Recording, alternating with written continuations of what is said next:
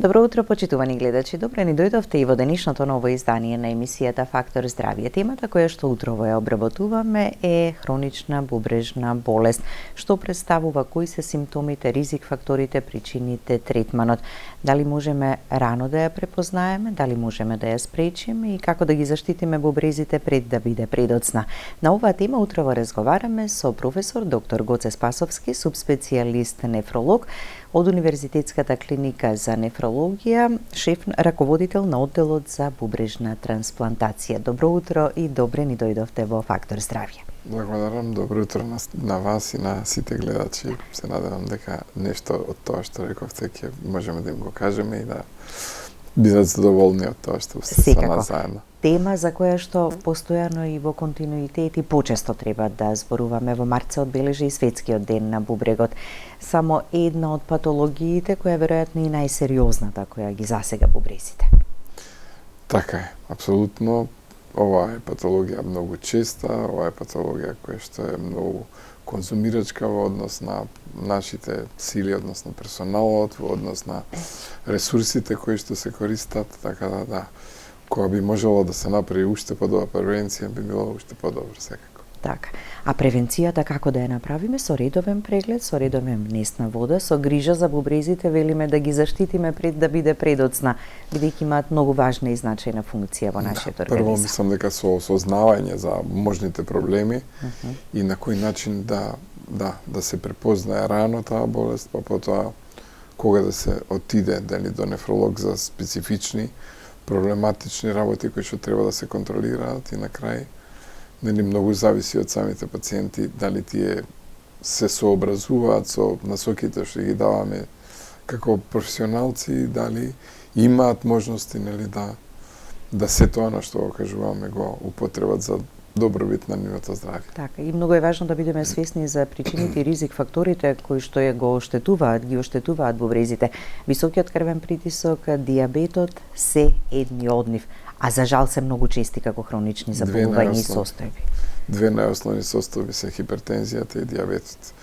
Дијабетот луѓето знаат и се лекуваат, меѓутоа не мислам дека секогаш сакаат да го постигнат тоа со многу јака волја, во смисол на контрола на дијабетот, редукција на се она што ние го кажуваме проблематична исхрана, подобрување на нивниот статус на физичка активност, стрес и така натаму, кои што за жал тешко се средуваат во денешницава, во современието, а за хипертензијата пак можам да кажам дека најголем процент од луѓето не се ни свесни дека ја имаат, затоа што тоа се провлекувало со години, обично никој не гледа крвен притисок и кога ќе дојде веќе во фаза да има вистински проблем со бубрезите, а се од тип на хипертензија, тогаш е тешко да се врати целата работа назад. Затоа секогаш збориме превенцијата е подобра од лекувањето. Така, да. Ќе погледнеме блок реклами, па ќе продолжиме со разговорот. Останете со нас до самиот крај, следете не, повелете, јавете се, поставете прашање за проблемот кој што во моментов го имате.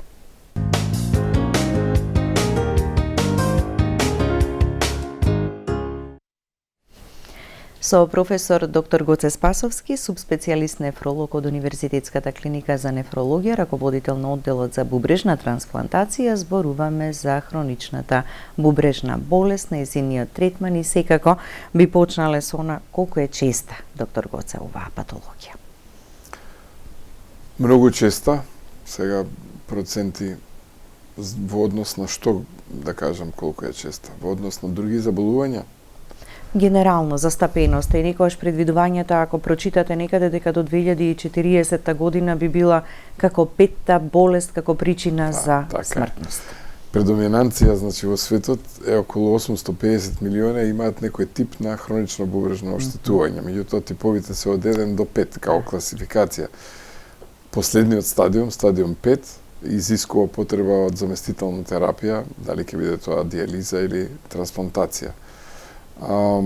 Ние годишно добиваме инциденца, значи е околу 100 до 120 на милион пациенти со потреба од ренална заместителна терапија. Тоа би значило некаде околу 230-40 пациенти. Имаме годишно околу 25-30 трансплантации, нешто дел се врти на перитонеална диализа пациенти и останатите се со хронична диализа. Добро, тука за жал има несакани последици, некојаш морталитет на што е нормално очекување кај овие пациенти уште по застапено во поголем процент.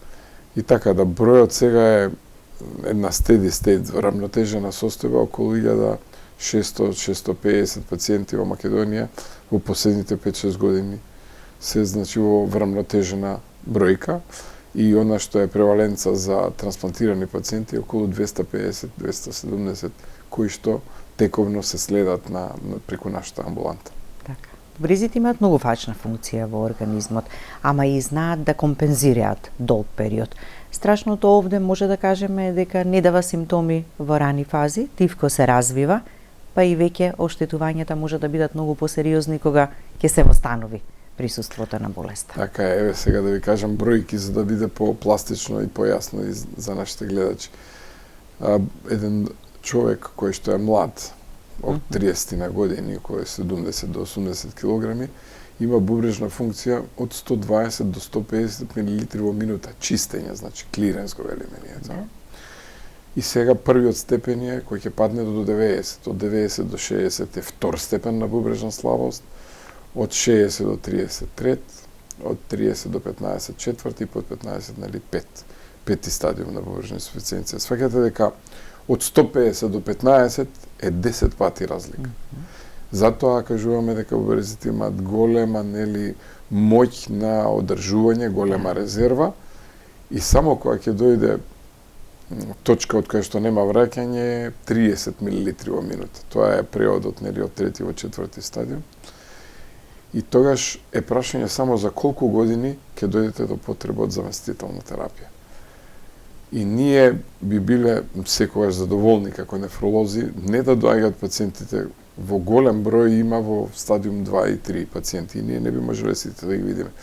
Меѓутоа веќе од стадиум 3Б, тоа е од 45 мл во минута кој ќе падне функцијата за чистење, тогаш би требало да дојде кај нас на нефрологија се што знаеме до сега, што имаме искуство, да можеме да го имплементираме и за да воопшто не дојдат пациентите под 30 мл кога што ќе знаеме дека ќе дојдат со потреба од заместителна терапија, само е прашање кога.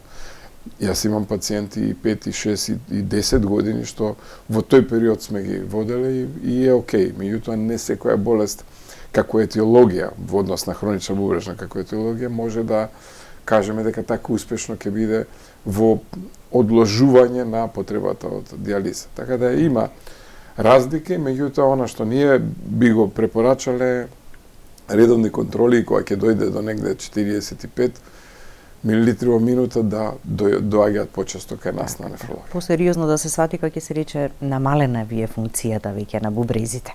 Да, иако они ништо не чувствуваат во тој период, мислам дека ако тогаш се почне, имаме повеќе шанси да го истуркаат сите животот без да имаат проблем во однос на потреба од некој тип на заместителна терапија. Да. Имаме двајца гледачи на линија, да ги слушнеме нивните прашања. Добро утро, повелете, ве слушаме. Здраво. Добро утро. Сакам да прашам, неодамна му диагностицирана на сопругот ИГВ нефропатија.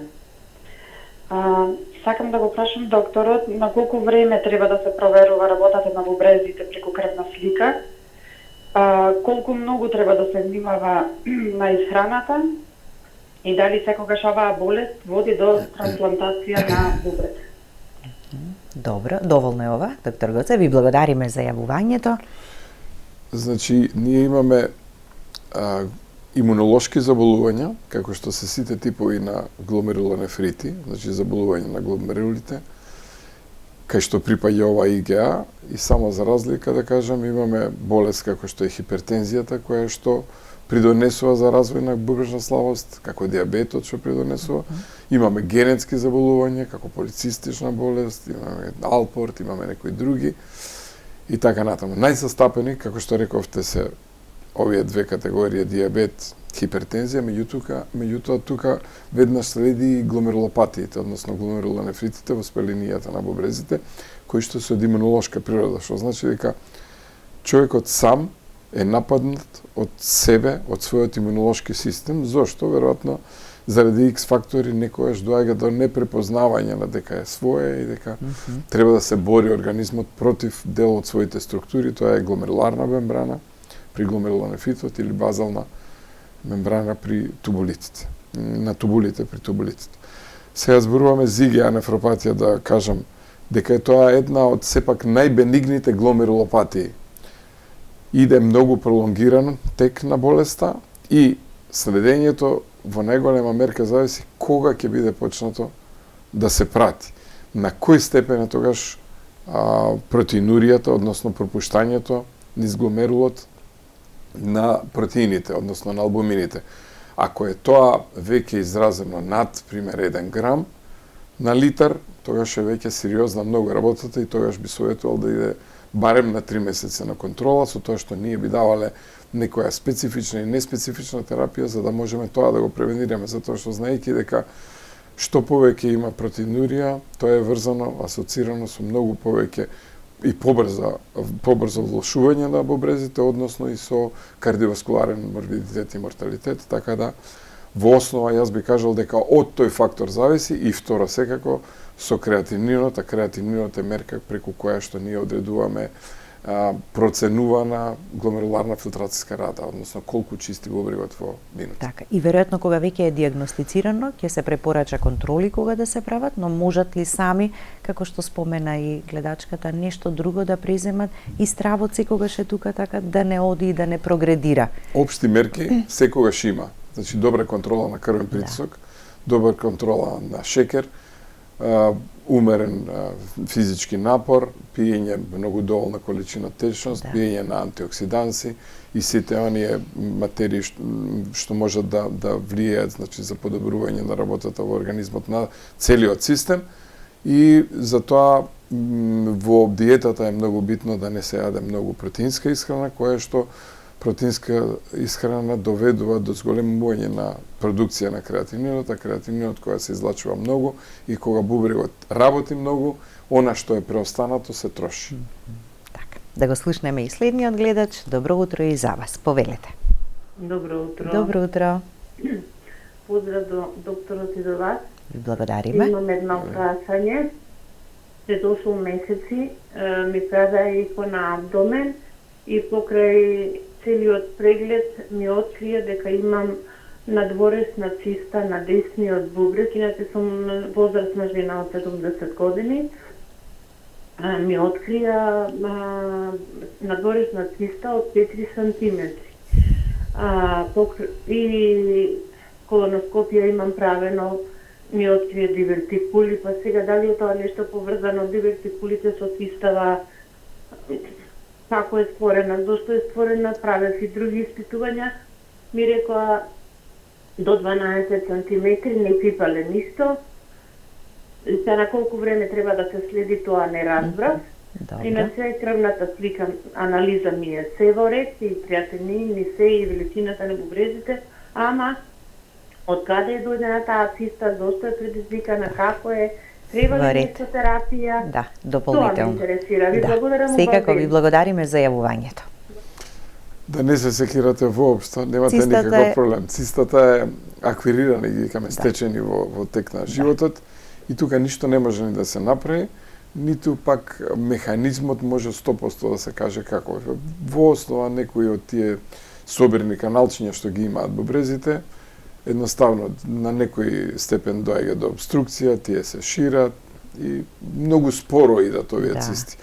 Доколку не е адултна полицистична бубрежна болест, која е генетска, која што знаеме дека прогресија има секако до хронична бубрежна и потреба од заместителна терапија, овие цисти се занемарлива работа, да биде релаксирана пациентката, да не дига притисок, внимание секако за хигиена, диететски режим, да не биде обезна многу, да не направи диабет, кој што врз основа на ова што го има со цистите би можеле, нели, да понатаму да побргу да оштетуваат.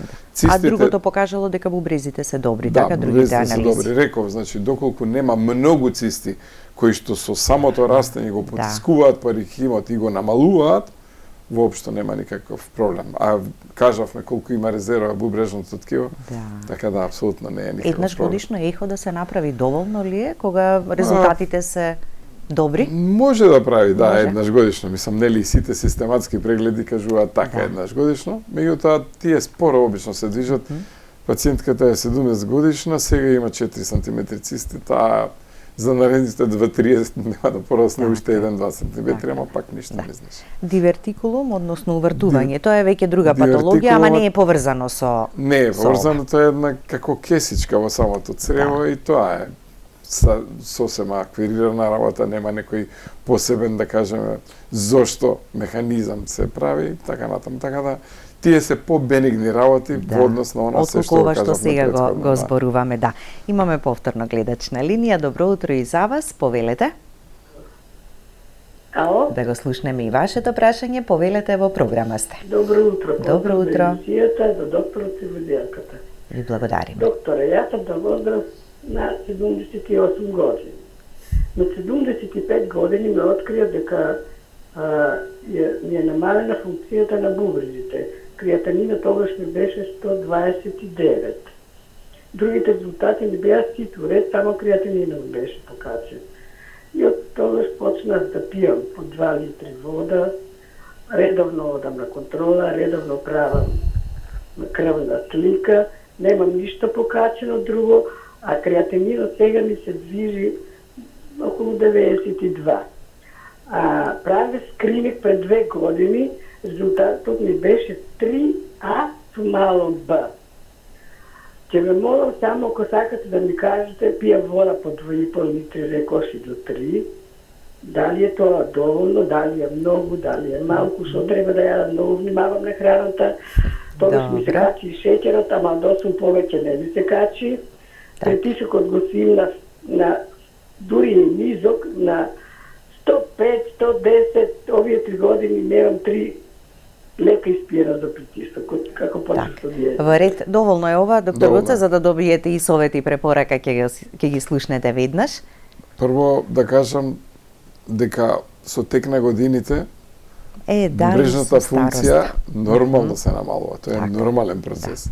Се вели дека после 40-та година, затоа потенцирав претходно за нормални мерки на 30 годишен маж. Се зема, нели, како физиологија, која што е најрегуларна. После 40-та 1 до 2 милилитар на минута од функцијата се губи годишно и да нема никаков проблем. Меѓутоа резервата е голема, значи за 40 и по 2 милилитри да се губи, ако нема друг проблем, пак останува на сигурна страна пациентката. Втората работа е дека треба да се пие вода, кога ги прашувам студентите колку, и почнуваат лицитација, пола, литар, 2, 3, 4. Меѓутоа, тоа е врзано секојаш со една релативна бројка, а релативната бројка е процентот од 4%. Значи, еден човек од 100 кг треба да зима 4 литри, а еден човек од 50 кг или жена треба да зима 2 литра. Значи, пациентката направила се добро со тоа што паднал креатининот од 120 на 90, смалила притисок, меѓутоа и тука имаме замка, не смеете да смалувате толку многу притисок заради две работи. Едната е работа на бубрегот, бидејќи мора да има филтрација, да поминува течноста, а тоа зависи од притисокот. Значи, низ мембраните во гломеруларното клопче, во гломерулот, таму кај што е таа прочистителна единица, ако имате многу низок притисок, а претходно сте имале и повисок, особено тоа е битно, тогаш нема да има доволна филтрација. Значи, негде измеѓу е работата, дека треба да биде нормализирано, меѓутоа не премногу нормализирано, а во однос на исхраната, како што реков, треба да внимавате на исхрана со врамнотежен внес на сол, и второ, да не изимате многу протеини. Што се тоа протеини? Сите од животинско потекло, месо, јајца, сирење и така натаму, затоа што тоа генерира многу повеќе креатинин и уреа, тие продукти кои што и бубрегот ги чисти, а нормално што повеќе чисти, значи повеќе ќе се потроши. Така, да. Или пак во поминимални количини, така? Некогаш некоја храна треба комплетно да ја тргнеме настрана или? Ако бараме сега бројка точна, тоа е околу милиграм на килограм, грам на килограм телесна тежина. А сега за да има представа пациентката што зборувам, например едно јајце има 13 грами на протеини. 100 грами месо има 20 грами на протеини. Едно парче сирење има 10 грами протеини. Значи тоа се заедно да биде од 70 до 100, зависно колку килограми сте. Да. И тоа би била добра, релаксирана една диета. Ама некојаш кога луѓето јадат и јајца, и сирење, и месо. И во малку Апсолутно. поголеми количини од она што нели е потребно да се внесе. Добро, кога ако човек сака може да смени нешто, така треба само да одлучиме и во исхраната, и во стилот, и во начинот на живот. Одлуката е прво свесна да стане, а потоа е да сака да си се подобри сами од себе за да утре нема некој проблем. Така да. Ја нарекуваат тивка болест токму заради тоа што не дава симптоми долг период или долго време. А што кога првично ќе се појави некој симптом? Кој е тој? Ги има ли? Пак зависно од која е етиологијата, меѓутоа бубрегот според 4 функции што ги има, секоја од тие функции кога заостанува, имаме проблем. Пример, првото е ултрафилтрација, тоа значи дека ако ние внесуваме 2,5-3 литра течност, перспирација, сензибилис, инсебилис, значи потење ова што зборуваме, ние губиме течност, околу 500 милилитри во тек на денот, рестото би требало да го измокриме.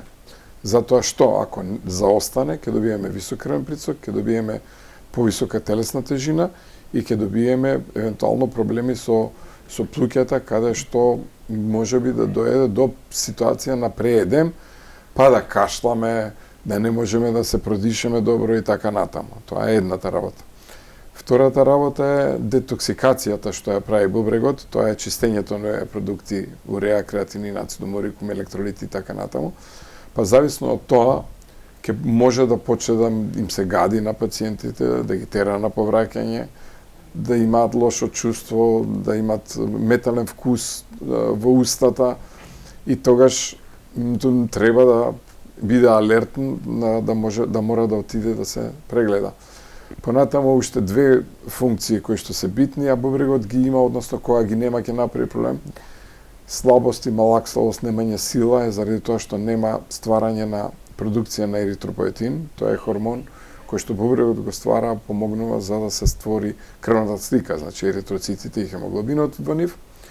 И последната е значи таа со ацидобазна равнотежа, кој што најмалку може човекот да ја осети, кој ќе ја осети со едно кусмало дишење, што го викаме едно длабоко шумно дишење и во склоп на целата слика за една хронична бубрежна инсуфициенција, тоа би ни укажало дека е комплетно хронична бубрежна отидена во степен на терминалност, каде што веројатно дека нема да можеме повеќе ништо да направиме отколку да иницираме некоја тип на заместителна терапија. Така. Дали отоците на нозете и на рацете некогаш кога ќе се појави нешто ни укажуваат на некаков проблем со бубрезите? Треба ли тогаш да ја провериме функцијата на бубрезите? Да, тоа е најтрики прашање, затоа што некогаш кога многу стоиме, имаме под сила на гравитација, на земјина тежа, за останување на отоците. Некогаш кога јадеме многу сол, исто ќе имаме отоци, кога имаме повеќе поголем притисок и така натаму. Меѓутоа, за нашата работа е најбитно да видиме протеинурија за 24 часа, колку бубрегот изфрла протеини, бидејќи во основа треба ништо да не изфрла. А ако веќе изфрла, кој степен на изфрлање на протеини и дали се уште може црниот дроб да ги компензира тие протеини. Затоа што знаеме дека протеините, албумините се најбитни за врзување на водата, да не бега и да не прави отоци. Во тој контекст, значи, мора да се провери 24 часова или евентуално заедно со функцијата со уринарен албумин пропорција со креатининот и да видиме до каде е оштетувањето. Ама тоа се специфични исследувања кои што се прават во лабораториите и кои што мора за таа работа да се побара стручна помош. Така да. Ќе погледнеме уште еден блок реклами, па ќе продолжиме со разговорот. Останете со нас до самиот крај.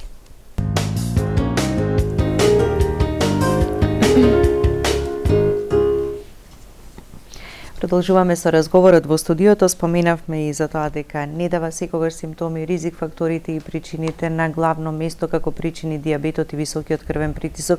Меѓутоа тука има и ред други веројатно дополнителни. Дијагнозата како се поставува, односно какви анализи се прават и испитувања за да дојдеме до моментот на третирањето. Па специфични се испитувањата за одредени етиологии, например, ако би било имунолошка етиологијата со гломерулопатија, тогаш би требало да направиме бубрежна биопсија за да одредиме кој тип е. Сите се лекуваат со имуносупресивна терапија, меѓутоа зависи од тип до тип која специфична имунотерапија ќе се употреби. Ако е дијабетот во прашање, значи рековме добра контрола и сега имаме во поново време 2 лека која што апсолутно направи еден пробив во подобрување на терапијата и за среќа еве Македонија ги има тие лекови. Сега, како што имавме информации од директорот на Фондот за здравство, ќе бидат во наредниот период и на позитивна комплетна листа. Значи, тоа е за дијабетот со редовни контроли на притисок, шекер и овие нови терапии. За хипертензијата, за покачениот крвен притисок, апсолутно треба да се лекува тој притисок, меѓутоа до кој степен е постигната таа работа, до кај е стигнато, би требало да се направи еден доплер на крвни садови на бубрек, со кој што ако имаме веќе склерозација на крвни садови, ќе биде многу потешко во понатамошниот период да го одржуваме тоа што го има, никако понатамо. А ако се уште е во фаза кога се крвните садови еластични, меки, тогаш би требало да биде полесно лекувањето, односно подолготрајна прогнозата до стигање до евентуално потреба од заместителна терапија. За имунолошките реков има болести кои што никако не може да ги контролираме, како што се генетските болести, односно адултната полицистична бубрежна болест, меѓутоа секогаш оние што се напатствија за општа превенција, тие следат, како што рековме, во однос на хигиено-диететскиот режим и во однос на контрола на притисок и шекер. Така да треба да се консултира веќе ако стигне креатининот. Прв пат кога ќе се покачи креатининот, тоа значи дека 2/3 од бубрезите се оштетени за да покачи креатинин. До тогаш таа резерва секогаш си држи форма на очувување на креатининот во серумот. А тогаш ќе би треба почесто да доаѓа со сите овие исследувања барем по еднаш годишно, за да може да се одржува и, како што рековме, да има размислување дека тој сам исто така може да си помогне и треба да си помогне ако сака да се одржи бубрежната функција во текот на животот. Дали присуство на камен во бубрек и нетретирано соодветно може да ја оштетува, намалува функцијата на бубрезите, да само доколку е многу честа, пропратена со застој, хидронефроза ние го велиме, и ако има коралиформна литијаза, ако е таа литијаза, односно камчиња во голем број, само тогаш ќе ги оштетат комплетното болите. Инаку ако е едно солитарно камче, 2 годишно еднаш исфрла камче, и тоа не е проблем. Меѓутоа долгорочно, ако има оштетување со застои во бубрегот, тоа не би требало да биде така. Иако во денешницата ние секогаш имаме можности прво за воден удар, да може да го изнесе ако е под околу 7 до 10 мм, потоа, не дај Боже, ако има проблем со хидронефроза, застој му ставаат сонда на урологија, понатаму се крши тоа камче, меѓутоа секое кршење како процедура има микротрауми, така да не спијат граѓаните на тоа уво дека има лек. Не, треба многу течност да се пие, треба да се види кој тип на камчиња е и спрема тоа да се внивува на соодветниот внес на одреден тип на храна. Така. Во поглед на третманот, конзервативен, дијализа, трансплантација. Така можеме во тие 3 групи да го поделиме. Конзервативен или превенција дури да стигне до потреба од заместителна терапија. Мислам дека целиот овој период претходно во емисијата тоа веќе го зборевме. Сега дијализа или трансплантација. Секако дијализата е метод на лекување кој што помага за одржување на живот кога пациентите не ја имаат оваа можност за да добијат бубрек од жив дарител, бидејќи најчесто кажуваме дека генетските сродни, мајка, татко, брат, сестра, подолго ќе трае тој трансплантиран бубрек. И она втората работа што е кадаверична трансплантација, односно од починат дарител, мислам дека сите што имаат потреба за таква работа и за такво лекување знаат што значи и колку е таа битна. Мислам дека свеста кај граѓаните полека се подигнува, дека е потребно и во тие тешки ситуации да имаме една одлука која што е рационална и која што барем на некој начин ќе остави дел од нивните најблиски во живот, помагајќи на други да преживеат. Дали се работи за срце, дали се работи за бубрек или за црн дроб. Меѓутоа, тоа е не само што е хумана, не само што е највисок степен на човеколюбие, тоа е нешто што е навистина алтруизам и се вели дека се во животот е на некој начин баланс, она што сте го дале некогаш секојаш животот ви го враќа назад. Така да би апелирал за таа работа. Кај нас имаме регулиран систем, имаме листи на чекање, има министерство кое со програм, така да секогаш е таа многу чиста работа. Ние сме должни даваме извештаи за секоја потенцијална кадаверична трансплантација, зошто е направена, зошто не е направена, зошто е еден избран човек, зошто не е друг. Значи, Министерството со програмот ги исфрла сите оние 20 луѓе кои што имаат најголем број на слични антигени, најголема слична структура ткивна со дотичниот кој што е потенцијален дарител со мозочна смрт. И второ се, кога ќе дојдат кај нас, кога ќе ги следуваме, дали се во кондиција да примат орган, бидејќи тоа е пропратено со малце појака имуносупресивна терапија во првиот период, да не го отфрли тој бубрек.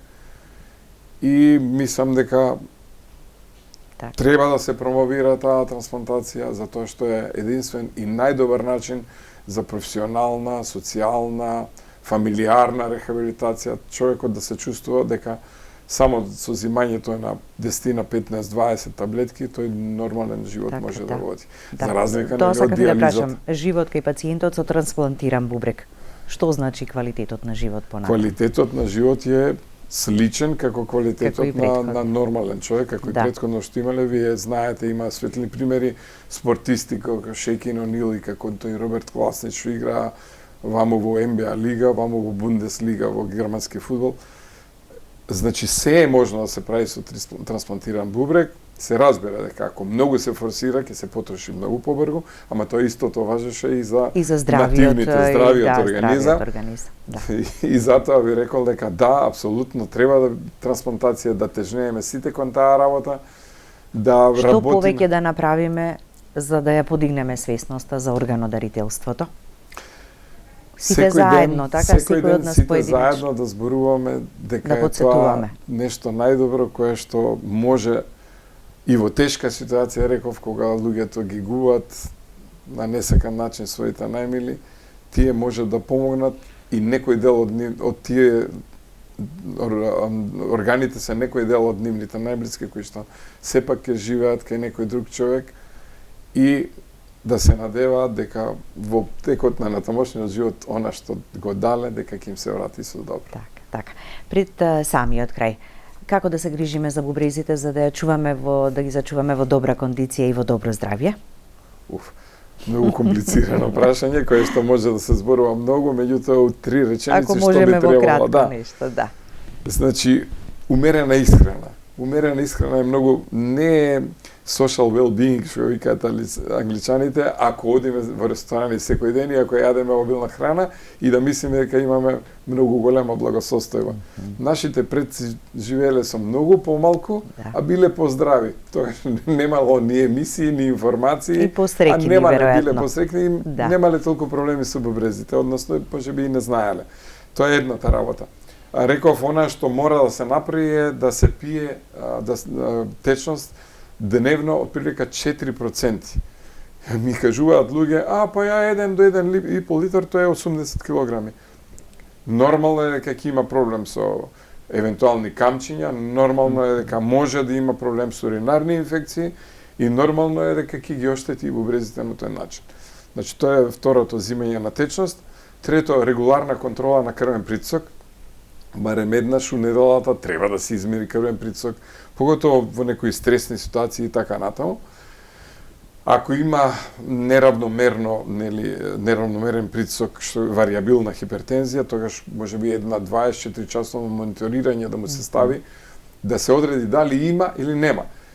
Она што е болест на дедешницата, обезноста, зголемената телесна тежина, е исто така фактор, кој што ви реков, дека не е исто дали бубрезите, ако ги представиме со кочија што ја влечеле 10 коњи и сега станале 3. И не е исто дали ќе биде оптеретувањето со голема маса или ќе биде во лер колку да се движи работата. А со движење во лер, и ако си ги заштедиме бубрезите, нити ќе има потреба од диализа, нити од трансплантација. Значи да се сообразиме со степенот на нашата работа на бубрези и мислам дека ќе имаме секојаш среќно и задоволство да живееме добар живот. Да, ви благодарам за гостувањето. И благодарам и вам и поздрав да сте гледачи. Благодарности и до вас за вниманието со кое не следевте. Останете и понатаму со програмата на ТВ24. Имајте убав и пријатен ден.